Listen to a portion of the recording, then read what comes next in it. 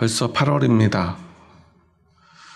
무더위가 절정을 이루고 있고 오늘 밤 늦은 시간부터는 또 며칠간 비가 온다고 하죠. 태풍이 온다는 소리도 있고요. 아직 지난 수해 정리가 회복이 되지 않은 상태에서 또 많은 비가 내린다고 하니 벌써부터 걱정이 됩니다. 왜 이렇게 우리의 삶은 하루하루가 힘이 드는지 모르겠습니다. 이제 좀 괜찮겠지 하면 또 어려워지고요. 이제 끝났나 보다 하면 다시 시작되고요. 왜 이렇게 힘든지 모르겠습니다. 우리의 인생은 마치 파도 같은 것 같습니다. 파도가 치고 또 밀려오고 또 밀려옵니다. 좋은 일이 그렇게 오면 참 좋은데요. 항상 그렇게 파도처럼 밀려오는 일들은 힘들고 어렵고 괴로운 일들 뿐인 것 같습니다. 그래도 지난주에는 좋은 소식이 있었죠. 지난번부터 트럼프 대통령이 세계 모든 국가들을 대상으로 상호 관세를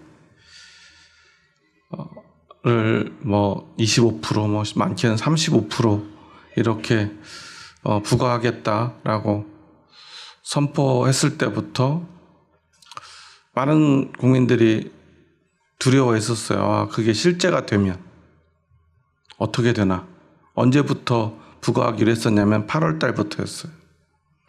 그래서 이제 7월 31일까지 이게 재협상이 안 되면 그냥 25% 상호 관세. 사실 말은 상호 관세라고 붙였는데 그건 상호 관세가 아니죠. 우리나라는 아무도 동의하지 않았거든요. 일방적으로 관세를 부과해놓고 상호 관세래요. 참 힘 있는 사람들만 할 수 있는 일인 것 같아요. 세상의 힘은 이렇게 폭력적인 것 같습니다. 일방적으로 자기들의 이익만을 위해서 상호 관세라는 이름을 붙였지만 폭력적으로 우리의 관세를 부과하고요. 이제는 무조건 미국의 이익만을 위해서 모든 정책을 바꾸겠다라고 선포했죠. 그러고 해서 전 세계의 모든 국가들이 사실 지금 고통을 받고 있습니다. 그리고 지난 봄에 아직 계엄 사태 이후에 새로운 정부가 들어서기 전에 대통령 권한대행을 했던 분은 미국은 우리의 우방이기 때문에 그들에게 속된 말로 나쁘게 보이거나 그래서는 안 된다는 주장을 하면서 마치 이 상호관세 정책에 동조하고 협상을 마무리하려고 미국까지 급하게 사람들을 보내는 일까지 있었죠. 그때만 해도 진짜 25% 이 상호관세가 현실화되겠구나. 사람들은 우려를 했어요. 감사하게도 15%로 협상을 잘 마무리 지었고요. 이제 8월부터 아마 다음 주 중에 이게 최종적으로 승인이 나는 것 같아요. 얼마나 감사한지 모르겠습니다. 그래도 많은 외신들이 그리고 많은 경제 전문가들도 15%로 협상을 이뤄낸 것 그리고 이제 그 과정에서 여러 가지 세부적인 내용들을 들여다볼 때 굉장히 잘했다, 선방했다라고 표현하지만 그날부터 또 코스피는 우리나라 증권은 계속 또 증시가 하락하고 있죠. 참 어려운 것 같아요. 경제라고 하는 것이 말이죠. 그래도 어쨌거나 25%라고 하는 두려움에서는 조금 벗어났습니다. 그런데 그 과정에서 좀 눈에 띄는 게 있었어요. 7월 31일 날 이 관세 협상이 한미 관세 협상이 타결이 됐는데 30일 날 제일 큰 야당에서 이런 이야기를 했어요. 15%를 지켜내지 못하면 그 이상의 관세 협상으로 마무리된다면 이건 완전히 실패고 한국 경제는 굉장히 문제가 생길 거다. 현 정부가 15% 협상을 타결하지 못하면 안 된다라고 하더니 그 다음 날인 31일 날 15% 협상 타결 소식이 딱 전해지자마자 협상이 잘못됐대요. 또 13% 했어야 된대요. 전날까지 13% 얘기를 한 게 제가 뉴스를 통해서 본 적이 없는데 현 정부가 굉장히 심각한 문제를 야기시켰다고 또 막 공격을 해요. 저는 그걸 보면서 과연 저 사람들은 누구 편인가 이런 생각이 들어요. 그리고 이게 굉장히 미국과 트럼프에게 유리한 협상이다. 우리에게 굉장히 불리한 거고 앞으로 이거의 협상이 정확히 되지 않았기 때문에 많은 문제들이 생길 거래요. 그 말 속에는 마치 이런 말이 담겨 있고 숨겨 있는 것 같이 느꼈어요. 앞으로 우리나라가 굉장히 불리해졌으면 좋겠고 미국에게 굉장히 더 유리한 방향으로 흘러갔으면 좋겠나? 라는 생각 말이에요. 누구의 편인가? 과연 누구를 위한 정당인가 하는 거예요. 저는 이런 모습을 보면서요.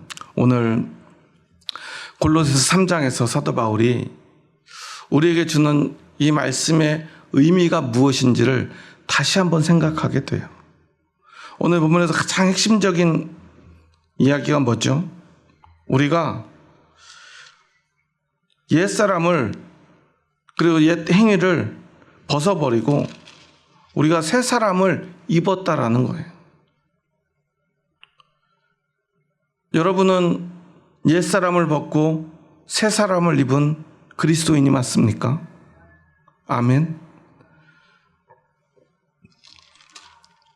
이 옷을 입는다는 것, 그것의 의미는 무엇입니까? 성경이 기록되던 당시, 그리고 오늘도 마찬가지지만요.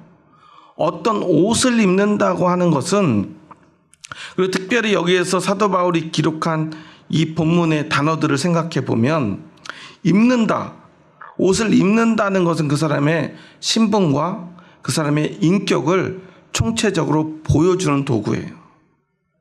우리는 그 사람이 입은 옷을 보고 그 사람을 판단할 수밖에 없다는 거예요. 제가 목사 안수를 받을 때 지금 이제 목회자 가운을 입고 있는데 이제 그때는 이제 제가 그 동계에 입는 복장 까만 옷을 입고 다 같이 통일해가지고 까만색 가운을 준비해가지고요. 안수를 받고 나면 이 가운을 입고 이 스투를 둘러주는 의식을 행해요. 우리가 세례를 받듯이 안수 기도를 받아요. 노예 목사님들, 어른 목사님들을 통해서 저희가 목사로서 이제는 그 직을 감당할 자격이 있음을 하나님과 노예원들 앞에서 안수를 받고 그리고 선포를 해요.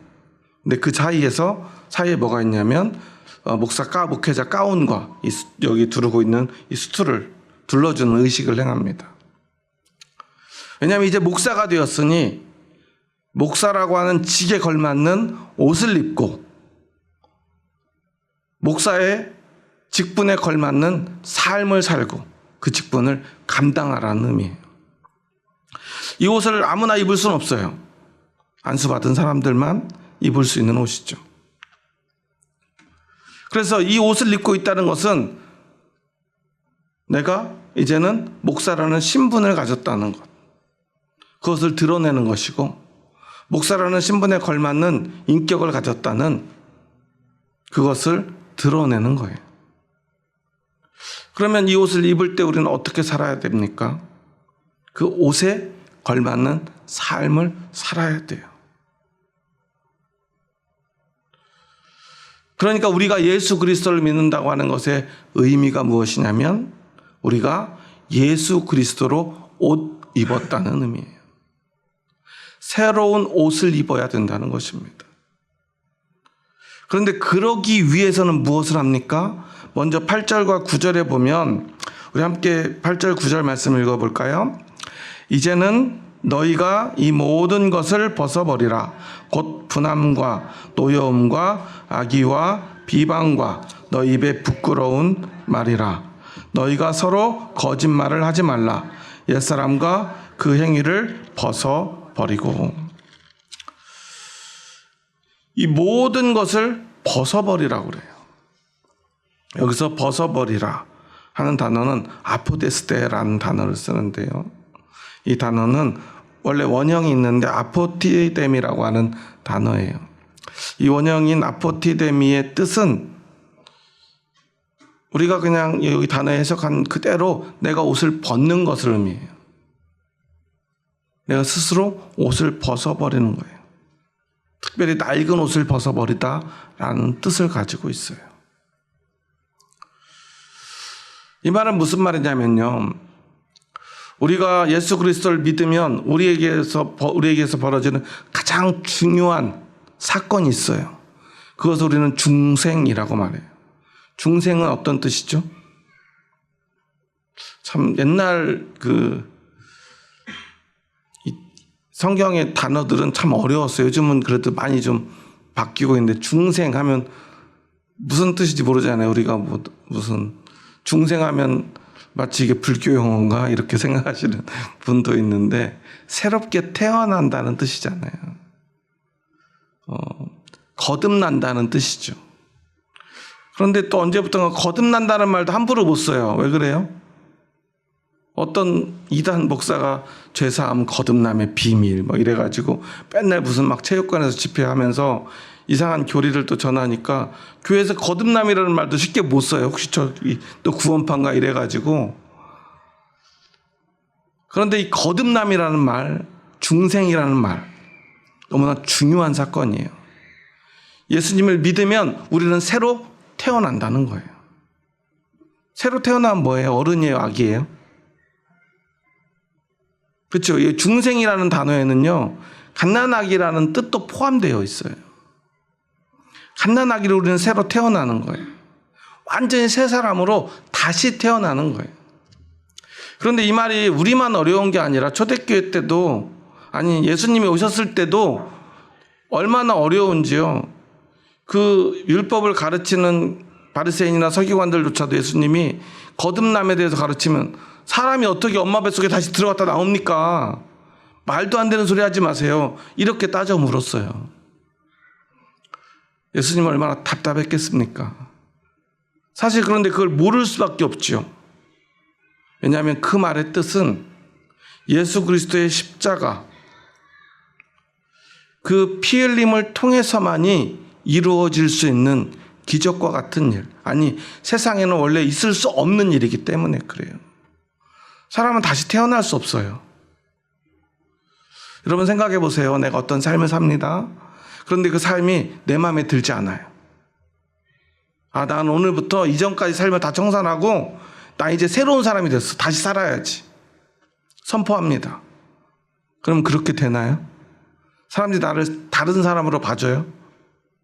나 오늘부터 다른 사람이야. 이제까지 잘못한 것은 잘못한 거고 그건 이제부터 나는 그런 사람은 없어. 나 이제 그런 잘못을 하는 사람이 아니야. 선포를 해도 사람들은요 안 믿어줘요.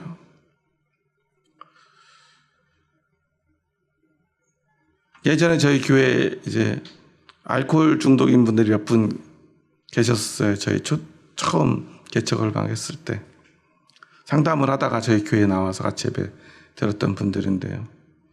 그 증상이 얼마나 심했냐면요. 병원에 갇혀 있어야 될 정도였어요. 그런 분이 이제 조금 이제 제가 보증도 쓰고 여러 가지 이제 준비를 해가지고 이제 병원에서 모시고 나왔는데 사람들 앞에서 약속을 하고 다짐을 해요. 다시는 술을 마시지 않겠습니다. 나 이제는 이전까지 술 마시던 나는 내가 아닙니다. 선포를 했어요. 사람들이 그래 너 이제는 술 마시던 사람이었지만 이제 술을 안 마시던 사람이 될 수 있어라고 사람들이 생각했을까요? 아무도 그걸 안 믿어줘요. 왜냐하면 이제까지의 삶을 다 알기 때문에 그래요. 한 번 술을 마시기 시작하면 보통 그분은 한 12시간씩 마셔요. 그냥 하여튼 계속 마셔요.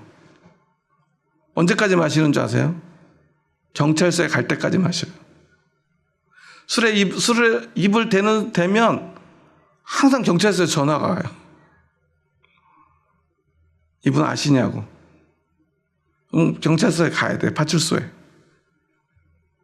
그걸 늘 보던 사람들이, 그 가족들이요, 나 이제는 술 안 마셔. 근데 아무도 안 믿어주는 거예요. 어떻게 됐을까요? 물론 저희 교회 다니면서 한 몇 달 동안 거의 1년 가까이 술을 입에 안 대기도 했는데요. 결국은 1년이 채 안 돼서 새벽 3시에 경찰서에서 저한테 전화가 왔어요. 이분 아시냐고. 새벽 3시에 파출소로 달려갔죠. 그 모습을 보는데요. 심지어 술을 마시다 정신을 잃었는지 그냥 단순히 주치로 들어간 게 아니라 성추행으로 지금 잡혀 계시더라고요. 그래서 그럴 뿐이 아닌데 아마 술에 너무 취해서 실수를 하신 것 같다 제가 말씀을 드렸는데, 이미 저지른 일이 있기 때문에 그냥 풀어드릴 수는 없다라고 그래가지고 데리고 나오지 못했었는데요. 감사하게도 성추행 문제는 잘 합의가 돼서 나올 수는 있었는데, 그리고 결국은 다시 병원에 들어가실 수밖에 없었어요. 죄악된 우리의 모습은요, 마치 그런 것과 같아요. 그리고 실제 세상에서는요, 어떤 사람들이요, 그냥 말로 어떤 약속을 한다고 그 사람이 다른 사람이 될 수는 없어요. 우리 힘으로 내가 나를 다른 사람 되게 할 수 없다는 거예요. 그런데 예수 그리스도의 십자가의 능력은 나를 다른 사람 되게 할 수 있다는 거예요. 아니, 완전히 새로운 사람, 갓난아기처럼 다시 태어난 사람 되게 할 수 있다는 것. 이것이 바로 거듭남입니다. 그리고 오늘 사도 바울은요, 그것을요, 옛 옷을 벗어버리고, 모든 것을 벗어버리고 새 사람을 입어, 새로운 옷을 입어 완전히 새로운 사람으로 살아갈 수 있다라고 표현을 해요. 새롭게 태어난다는 말을 사도 바울은요, 새 옷을 입는 것으로 말합니다. 그 말은 무슨 말이냐면요, 우리가 예수님을 믿어도, 예수님을 따라가도 우리의 모습은 어때요? 별로 달라진 것이 없어 보여요. 여러분, 예수님 믿고 살아보니까 어떻던가요? 갑자기 내가 거룩해지나요? 말도 달라지고 행동도 달라지고 생각도 달라지고 모든 게 달라지던가요?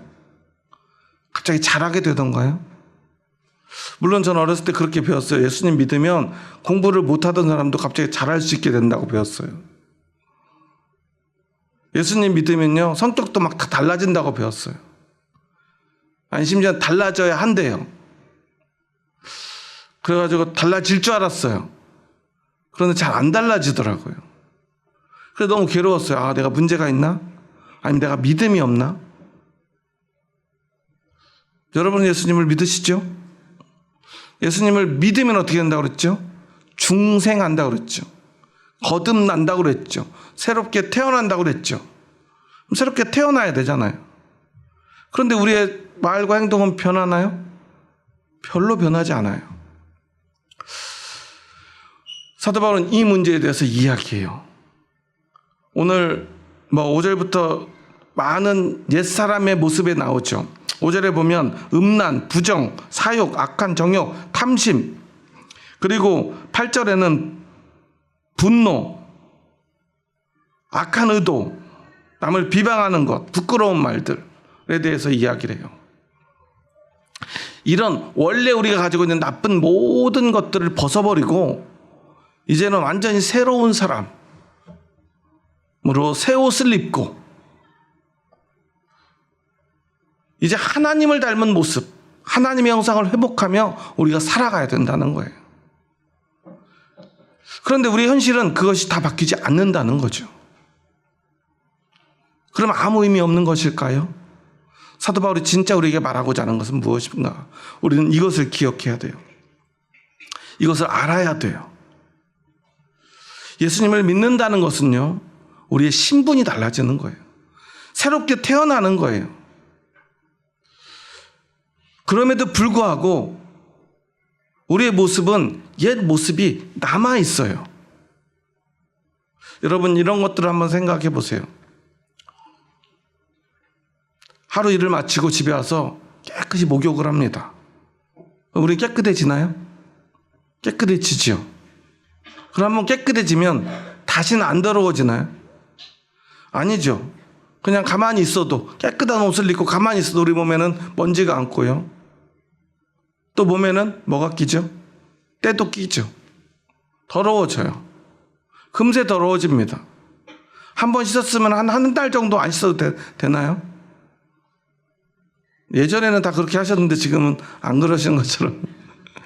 제가 어렸을 때는 목욕은 1년에 몇 번 하는 거예요? 1년에 많이 하지 않았어요. 목욕탕 가는 게 연례 행사였어요. 그래서 남자들은 그나마 여름이 되면은 더우면 어떻게 씻어요? 등목 기억하시나요? 요즘은 사라졌지만 예전엔 등목 해가지고 뭐 그냥 우통 벗고 엎드려서 막 이렇게 찬물 끼얹고, 그때 찬물을 끼얹으면 그렇게 차가울 수가 없었는데 요즘 그런 찬물을 보기도 힘들죠. 임시로 우리는 목욕을 못하면 등목을 하든지 아니면 세수를 하든지 머리를 감든지 안 되면 손이라도 씻죠. 끊임없이 씻고 또 씻어야 돼요. 아무리 깨끗하게 씻었어도 다시 더러워지기 때문에 그래요. 그런데도 깨끗이 씻은 사람과 아예 씻지 않은 사람은 다르다는 것이고요. 우리의 옷도요, 입고 다니면 더러워지는데 더러운 옷을 벗고 새 옷을 입은 사람과 새 옷을 입지 않은 사람은 다르다는 거예요. 그리고 새 옷을 입기 위해서는 무엇을 해야 됩니까? 낡은 옷을, 더러워진 옷을 벗어버려야 된다는 거예요. 그리고 새 옷을 입습니다.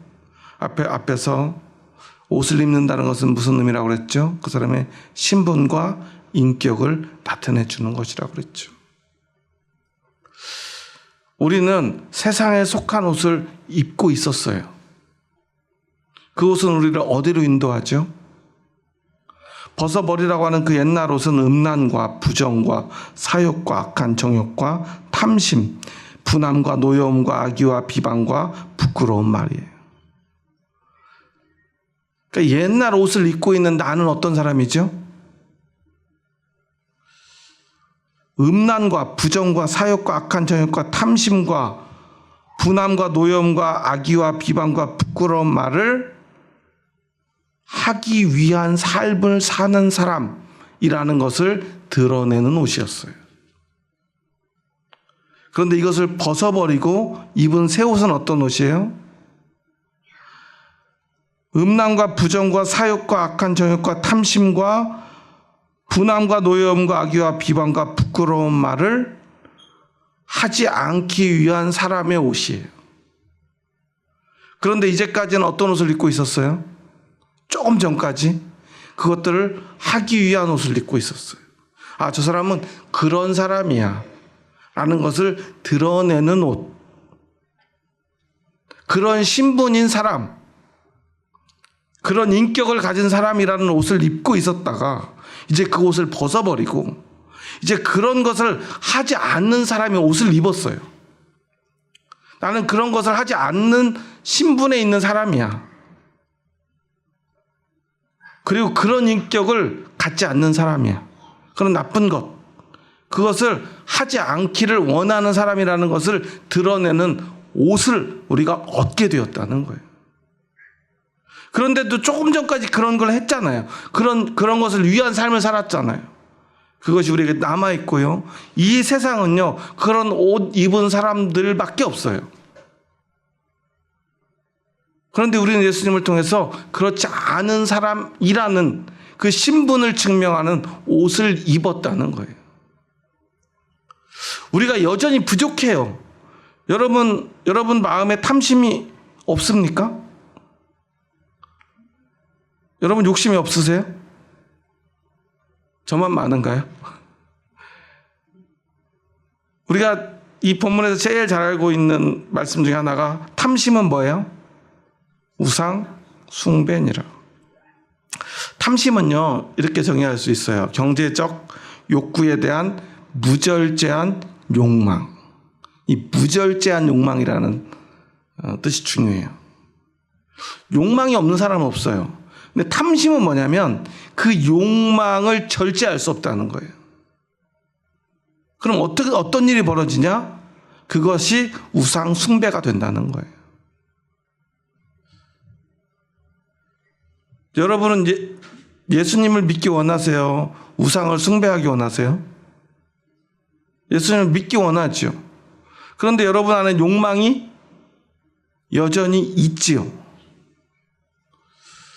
이 탐심을 왜 우상 숭배라고 말하냐면 이 경제적 욕구, 성공에 대한, 풍요에 대한 이 욕구가 멈춰지질 않아요. 그럼 어떻게 되냐면 부자가 되고 싶은 이 마음, 이 욕심이 하나님이 됩니다. 그래서 그것을 섬기는 사람, 이 욕심이요, 이 탐심이요, 하나님의 자리에 앉게 돼요. 특별한 사람이 그렇게 되는 게 아니라 우리는 원래 그런 사람이었다는 거예요. 저는 사실 예전에 훌륭한 목사님들이 어떤 일정 부분의 성공을 이루고 나면 말년에 이상하게 변해요. 목사님이 갑자기 퇴직금을 200억 달라고 그러고요. 여러분 만약에 제가 퇴직할 때 200억 원을 퇴직금을 달라고 하면 여러분은 어떻게 하실래요? 물론 그걸 줄 수 있어야 되겠지만 목사님이 퇴직금을 200억 원을 달래요. 대통령은 퇴직금 얼마 받는지 잘 모르겠는데 보통 사람들은 퇴직금으로 200억 원씩 받지 않잖아요. 그러면 목사님은 적어도 보통 사람들보다는 조금 더 검소해야 되지 않습니까? 그렇지 않습니까? 그게 도덕적으로, 윤리적으로, 종교적으로 맞잖아요. 그런데 어떻게 목사님이 200억을 달라고 요구를 하지? 물론 막 그 교회가 막 10,000명도 넘고 그런 것 같은데 아무리 그렇다고 하더라도 그건 좀 과하잖아요. 어떻게 저렇게 될 수 있지? 자기가 개척해서 교회가 뭐 10만 명이 됐다고 해서 그 교회를 아들에게 세습하겠대요. 아니 무슨 교회가 구멍가게도 아니고 아들에게 물려주는 것이 맞나? 누구나 다 그런 생각을 하잖아요. 그런데 기필코 그것을 물려주더라고요. 그런데 그 목사님들이 다 젊었을 때 어떤 분들이었죠? 모든 기독교인들에게, 심지어 세상 사람들에게도 존경받던 분들이에요. 누가 봐도 새 사람을 입었던 것 같아요. 그런데 어떻게 된 거죠? 탐심을 이기지 못하고 우상으로 섬기게 된 거예요. 그 욕심이 하나님의 자리에 올라가 버렸어요. 그럼 그들에게 믿음이 있는 것입니까? 없는 것입니까? 여러분 생각해 보세요. 어떤 잘못을 했을 때 실수로 잘못을 해요. 여러분 우리는 그것을 악하다고 해요? 아니죠. 잘하고 싶은데 실수로 잘못을 한 사람을 우리는 악인이라고 말하지 않아요. 그런데 의도를 가지고 끝끝내 잘못을 해요. 이번에도 막 대통령이 경찰들한테 막 화를 내는 장면이 뉴스에 나오더라고요. 그래서 왜 이렇게 고생하는 경찰들한테 저렇게까지 화를 내나 싶었는데 보니까 피해자인 여성이 스토킹을 당하고 있다고 경찰에게 여러 번 도움을 요청했는데 우리가 뭐 해줄 수 있는 거 없어요. 알아서 하세요. 그런데 기필코 스토킹을 하던 그 남자친구가 여성을 끝끝내 쫓아가서 죽였어요. 그런데 경찰이 아무것도 하지 않았다는 거예요. 앞으로 다시는 이런 일이 생기면 그리고 이번 일에 대한 책임을 강력하게 묻겠다라고 말을 했죠. 그리고 다시는 이런 일이 생기지 않도록 더 강력하게 관여하라고 그랬어요. 스토킹을 합니다. 의도를 가지고 쫓아다니고요. 헤어지자고 그리고 아니 이미 헤어진 여자친구를 끝끝내 쫓아가서 난 헤어질 수 없다 사랑했다고 주장하지만 그 사람을 기필코 죽여요. 그런 사람은 우리는 악인이라고 불러요. 그런 관점에서 보면 어때요? 기필코 200억 원의 퇴직금을 받아내고 기필코 모든 법을 바꾸고 노회원들을 설득하고 회유하고 아들에게 교회를 세습해내는 것, 그런 의지를 가지고 마치 그것이 자신의 사명인 것처럼 그 일을 해낸 거잖아요. 그것이 바로 악입니다. 죄입니다. 그것이 바로 우상 숭배입니다. 여러분, 우상 숭배하면서 예수님을 믿을 수 있습니까? 없지요. 이것은요, 돈을 벌지 말라는 의미가 아니에요. 세상의 것들을 다 버려버리라는 게 아니에요. 우리가 벗어버리라. 8절에서 너희는 이 모든 것을 벗어버리라. 9절에 보면 그 행위를 벗어버리고 라고 말하죠. 그런데 이것은 그냥 세상의 것들은 아무것도 갖지 말라는 뜻이 아니에요. 또 2절에 보면 위의 것을 생각하고 뭘 생각하지 말라고 그러죠? 땅의 것을 생각하지 말라고 그러죠. 이 생각하고 라고 하는 단어를 보면요, 프로네이테라고 하는 단어를 쓰는데요, 뭐에 대해서 끊임없이 생각하는 거예요. 계속 그것만 생각나는 거예요.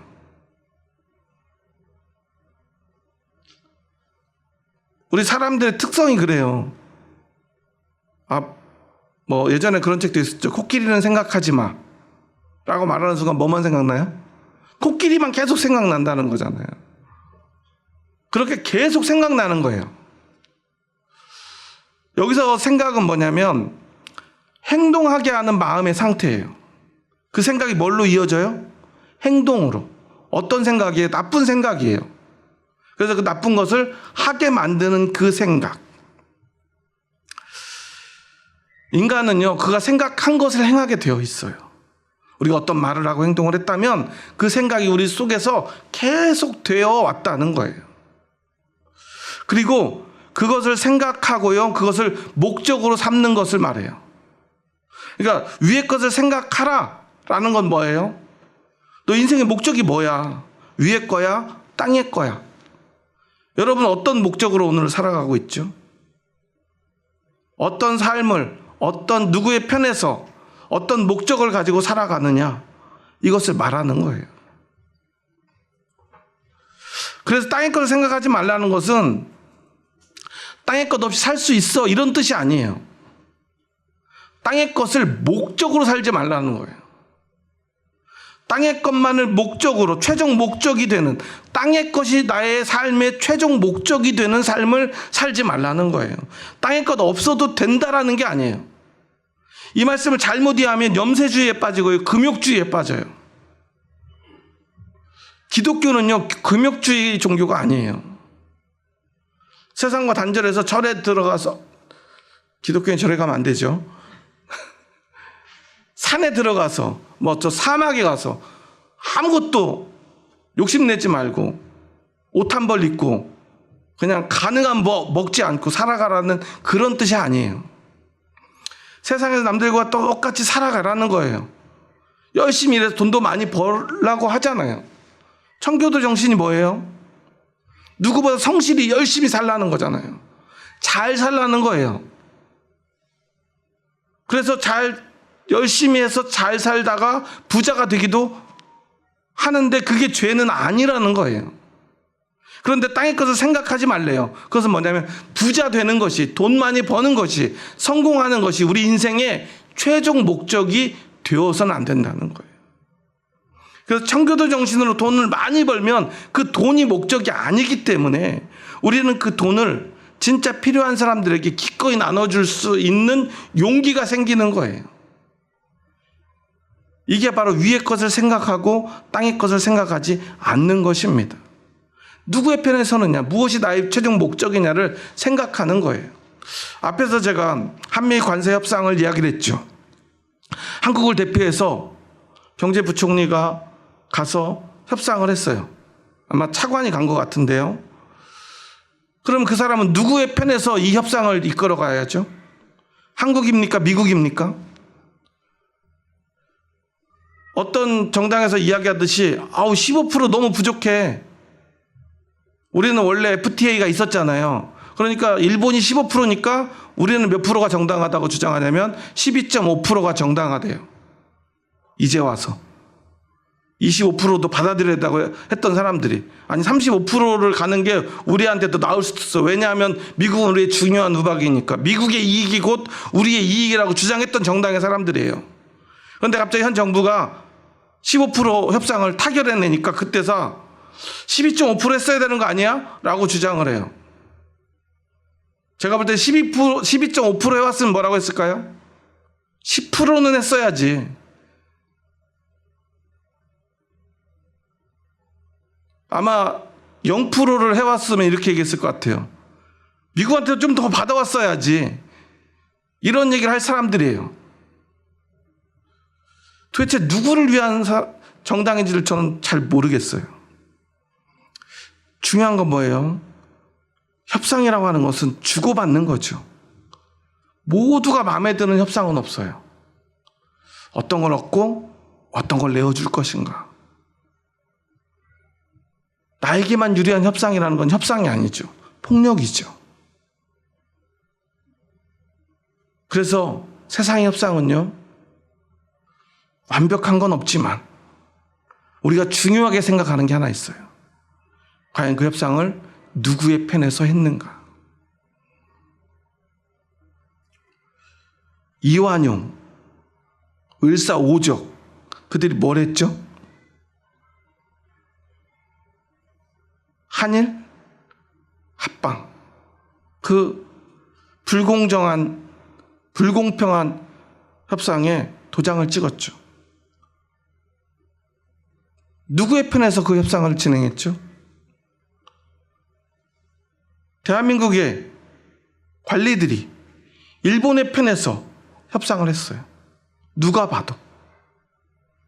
그래서 사람들이 그 사람 5명의 사람을 을사오적이라고 부르는 거예요. 이번 한미 관세 협상에서 우리는 마음에 안 드는 부분이 있지만 그 사람들을 무슨 오적 이렇게 부르진 않을 거예요. 왜 그래요? 그래도 우리의 편에서, 우리 이익을 위해서 최선을 다한 것처럼 보이기 때문에 그래요. 그게 중요한 거예요.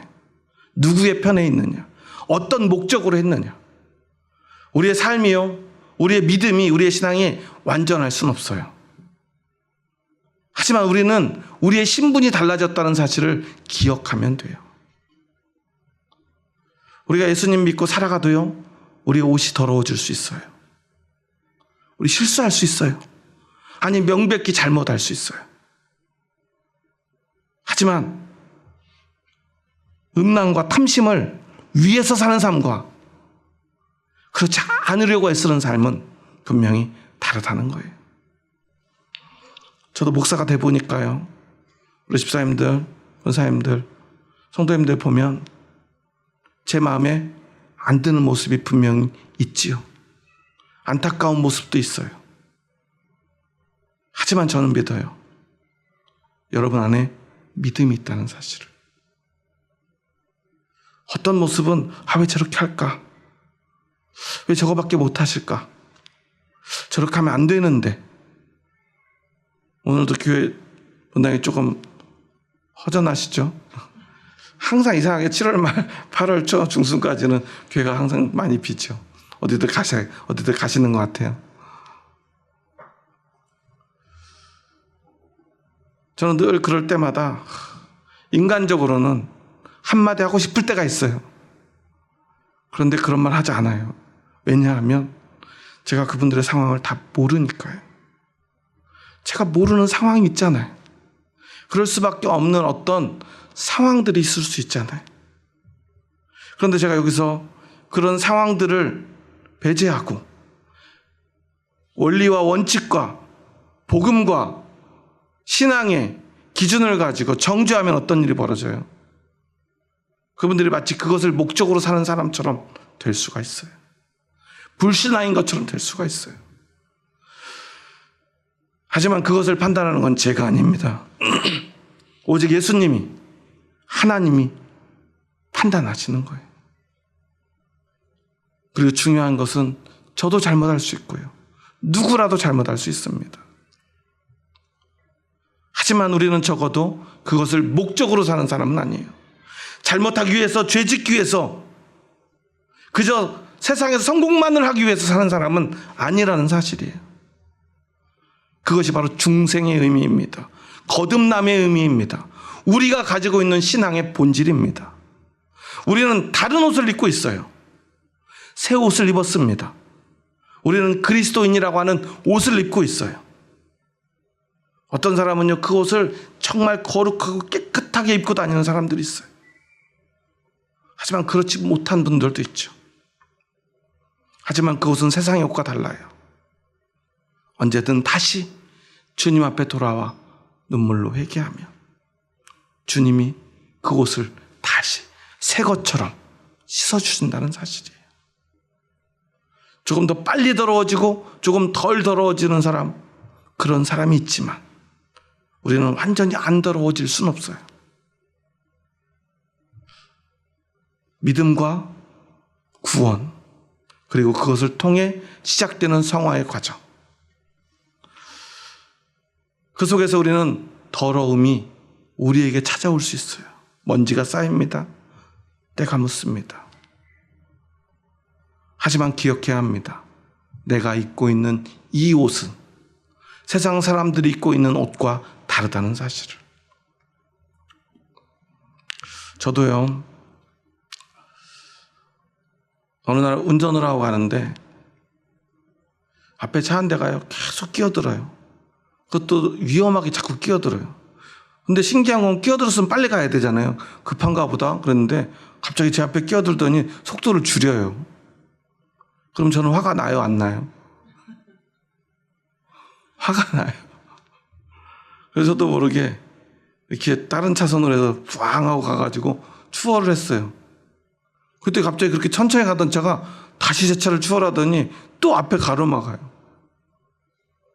화가 나가지고 옆으로 가 창문을 내리는데 제가 하필이면 그날따라 예배를 드리고 이렇게 목회자 옷을 입고 있더라고요. 창문을 다시 올렸어요. 왜 올려요? 제가 목사의 옷을 입고 있기 때문에 차마 창문을 내릴 수가 없었어요. 아마 제가 운동하러 가는 길에 추리닝 입고 모자 쓰고 있었으면 창문을 내렸을 거예요. 그런데 창문을 내릴 수가 없어서 창문을 내리다가 다시 올렸어요. 그리고 조용히 피해서 천천히 갔어요. 그때 제가 저 스스로를 생각할 때 내가 너무 가식적인가? 그런데 잘 생각해 보니까요, 그게 맞는 거예요. 그 옷은 너무나 중요해요. 내가 어떤 옷을 입고 사느냐가 이렇게 중요하구나. 제가 강단에서 가운을 입고 어떤 목회 셔츠를 입으면 어떤 분들 왜 그런 천주교 신부 같은 옷을 입어요? 이러면서 비판하시는 분들이 있지만 제가 이 옷을 입는 이유는 목사가 목사답게 살기 위해 목사의 옷을 입어야 된다라고 생각하기 때문이에요. 물론 제가 테니스 치러 갈 때는 목사 옷 입고 가지 않아요. 제가 바닷가에 놀러 갈 때 이 옷 입고 가진 않아요. 그렇지만 적어도 강단에 설 때, 목회를 할 때, 목사와 관련된 일을 할 때 꼭 이 옷을 입는 이유는 목사답게 살기 위해서, 내가 어느 편에 있는 사람인가를 드러내고 그렇게 살기 위해서, 내 삶의 목적이 무엇인가를 잊지 않기 위해서. 여러분은 그리스도인입니다. 그리스도인의 옷을 입고 오늘을 살아가시기 바랍니다. 오늘 마지막으로 11절 말씀 함께 읽습니다. 거기에는 헬라인이나 유대인이나 헬라파나 구할레파나 야만인이나 스구디아인이나 종이나 자유인이나 차별이 있을 수 없다니 오직 그리스도는 만유시요 만유 안에 계시니라. 헬라인, 유대인, 어떤 민족이 다르든 할례당과 무할례당 종교가 다르든 야인이나 스구디아인 문화적인 차이가 있든 없든, 여기 스구디아인은 뭐냐면요, 흑해에 살던 야만 민족들이에요. 로마인들이 볼 때, 헬라인들이 볼 때 제일 야만스러운, 배워먹지 못한 사람들이라는 표현으로 스구디아인을 이야기를 많이 했다고 그래요. 그렇다 하더라도 종이나 자유인이나 사회적 신분적 구별, 그런 것도 없다. 우리에게 중요한 건 오직 네가 이제까지 어떤 삶을 살았던, 어느 쪽에 있었든 이제는 그리스도의 편에 서서 그리스도의 옷을 입고 그리스도인으로 살아가면 된다. 우리가 신앙생활하다 보면, 교회가 오래되다 보면요, 사람을 구별하기 시작합니다. 하지만 우리는 오직 한 가지, 예수 그리스도로 옷 입었는가로만 구별되는 사람들이에요. 교회 다녀도요, 말이 거친 사람들이 있어요. 교회 다녀도요, 좀 부족할 수 있어요. 잘못할 수 있어요. 하지만 그것보다 중요한 것은 내가 예수 그리스도로 옷 입었냐 하는 거예요. 여러분 생각해 보세요. 예전에 연쇄살인이 났을 때 많은 사람들이 연쇄살인범이 막 굉장히 흉악하게 생겼을 거라고 생각하지만, 나중에 잡힌 연쇄살인범은 어떻죠? 너무나 평범하고 소심하고 괜찮아 보이는 얼굴을 하고 있어요. 하지만 그 마음에는요, 사람을 죽이기 위한 목적이 가득 차 있었어요. 연쇄살인범의 옷을 입고 그는 살아갔어요. 그런데 그것을 감추기 위해서요, 더 부드러운 말을 하고요, 더 좋은 표정을 지었어요. 어떤 것이 중요합니까? 얼굴에 화사한 웃음을 띠고 예의 바른 말을 하고요, 좋은 일을 하는 척하는 게 중요한 게 아니에요. 우리의 목적이 그리스도가 되어야 합니다. 그리스도의 옷을 입고 살아가야 합니다. 그러면 되는 것입니다. 부족하더라도 그 그리스도의 옷 때문에 우리의 삶은 분명히 변할 것입니다. 조금씩 달라도 괜찮습니다. 그리스도로 옷 입고 있다면 말입니다. 여러분, 오늘 무엇을 입고 있습니까? 어떤 옷을 입고 계십니까? 그리스도로 옷 입으시기 바랍니다. 분명히 여러분의 삶은 달라질 것입니다.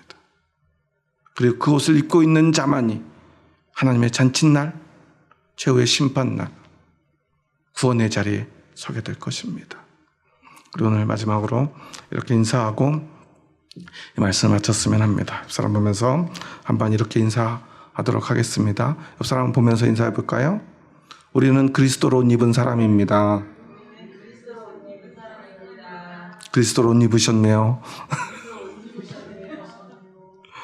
그리스도인다운 옷을 입고 살아갑시다. 그거면 충분합니다. 여러분, 구두구두 정죄할 수 없어요. 다른 사람 판단하지 마세요. 오직 한 가지만 보세요. 그리스도로 옷 입고 있는가? 그렇다면 그 사람이 다르게 보일 것입니다. 고귀하게 보일 것입니다. 그 눈으로 한번 옆 사람 보면서 이렇게 한번 고백해 볼까요? 참 고귀하게 생기셨네요. 참 아름다우십니다. 정말 아름다우시죠? 그런 사람들 우리는 사랑할 수밖에 없을 것입니다. 그게 우리 그리스도인의 사랑입니다. 주의 사랑으로 사랑한다고 마지막으로 인사하겠습니다. 주의 사랑으로 사랑합니다. 주의 사랑으로 사랑합니다. 기도하시겠습니다. 하나님 감사합니다. 저희 부족하고 약한 자들 사랑하셔서 저희들을 그리스도로 옷 입게 하여 주시니 감사합니다. 우리가 입은 것 아니고 우리가 입은 옷은 예수 그리스도의 십자가, 그 처절한 핏값으로 우리에게 은혜로 내려졌고, 오늘 우리는 세상의 음란과 탐심으로 그것들을 우상으로 섬길 수밖에 없는 연약한 존재이지만 그리스도의 옷이 나에게 입혀졌음을 고백합니다. 그 옷이 입혀지는 그 순간 우리의 모든 신분이, 우리의 삶의 모든 목적이, 우리 삶의 모든 의미가 달라졌음을 고백합니다. 그럼에도 여전히 우리는 부족합니다.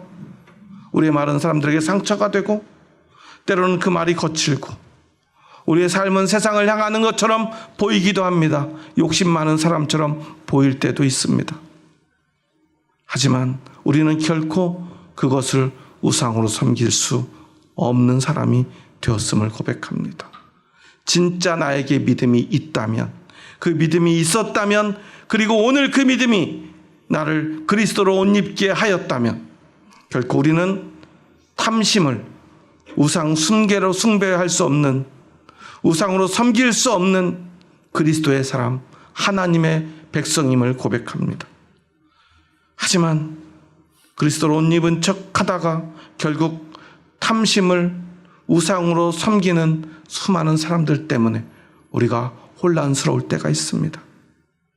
하지만 그리스도로 옷 입은 사람은, 진짜 믿음으로 변화된 사람은, 새롭게 태어난 사람은 그럴 수 없음을 기억하게 하여 주시옵소서. 그리고 오늘 내가 비록 부족할지라도 내가 어떤 옷을 입고 누구의 편에 서 있는가를 기억하게 하여 주시옵소서. 오직 우리는 그리스도로 옷 입고 하나님 편에 서서 부족할지라도 최선을 다해 하나님 나라 향해 나아가는 사람들임을 잊지 않도록 도와 주시옵소서. 예수님의 이름으로 기도합니다. 아멘.